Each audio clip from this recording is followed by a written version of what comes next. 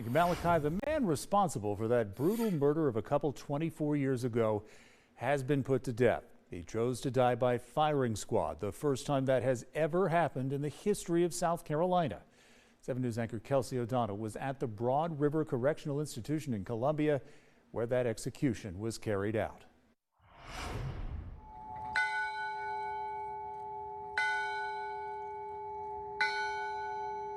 The capital punishment sentence of Brad Keith Sigmund was carried out tonight pursuant to the order of the South Carolina Supreme Court and in accordance with state law. It's an uncommon form of capital punishment across the country, and Friday evening at 6:05, South Carolina convicted killer Brad Sigmund was executed by a firing squad. Curtain opened, he looked towards his attorney who was on the front row of the witness. They kind of exchanged, they had an exchange. I couldn't tell because his mouth was covered what they were mouthing back and forth to each other, but it looked like he was just saying he was okay to his attorney. Associated Press reporter Jeffrey Collins was one of the witnesses inside of the capital punishment facility who watched from behind a bulletproof window alongside Sigmund's lawyer, family members of the victim, and other authorities. The moments, he recalled, were tense. At that point, also his arm tensed up when he got shot. There's kind of this brief moment of tensing. Witnesses say the process from start to finish happened all in less than 10 minutes, a significantly shorter amount of time than what's needed for lethal injection or electrocution. Sigmund was sentenced to death row for the brutal beating deaths of his ex-girlfriend's parents and for kidnapping his ex-girlfriend. On Friday, his final statement called for an end to the death penalty.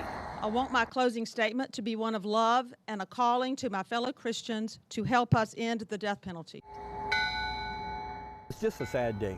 We feel the sadness in the air. Protesters gathered outside of the Correctional Institute holding signs with photos of Sigmund and messages hoping to end the process. That the state should not have a role in killing people. I think the state is trying to play God here. Remember the victims, but not with more killing. I think that rings true at every execution. Governor McMaster and all of them have to stand before God one day for what they do. If there's any doubt in their mind, they should not go ahead with this execution or any execution anymore in America. Sigmund's legal team hoped for a last-minute reprieve, but late Friday afternoon, the Supreme Court declined his request to hear the case, and Governor Henry McMaster denied clemency.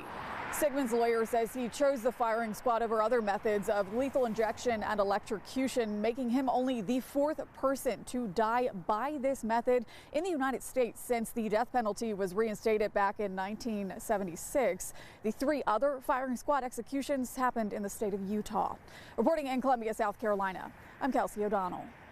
Sigmund's attorney said that choice of firing squad was not easy, but they felt it was the least inhumane.